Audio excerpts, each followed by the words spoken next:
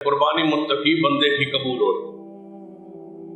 آپ اگر صاحب تقوی ہے تو اللہ کا شکر ادا کیجیے کہ آپ کی قربانی قبول، اور اگر صاحب تقوی نہیں ہے تو پھر اپنے اندر تقوی پیدا کرنے کی وہ صلاحیت پیدا کرنے کی کوشش کرے کہ اللہ آپ کے اعمال کو قبول کرو۔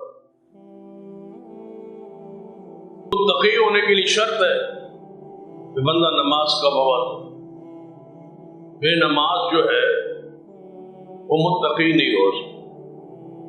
هدى للمتقين الذين يؤمنون بالغيب ويقيمون الصلاة ومما رزقناهم ينفقون۔ قرآن پاک نے خود تعریف کی ہے، وضاحت کی ہے، تشریح کی ہے، تفسیر کی ہے کہ متقی ہے ہی وہ جو غیب پر ایمان لائے اور نماز پڑھے اور زکات دے۔ زکات تو دیتا نہیں، قربانی کرتا ہے، تو کیسے سمجھ لیا جائے کہ یہ اللہ کی رضا کے لیے کر رہا ہے؟ اگر رضا الہی مقصود ہوتی تو زکات تھی فرض، اس کو ادا کر۔ ہاں اگر اس کا مال نصاب کو نہیں پہنچتا، قربانی کی طاقت استطاعت ہے تو کرے، لیکن مال اگر نصاب کو پہنچے تو پہلے زکات ہے، اس کے بعد قربانی۔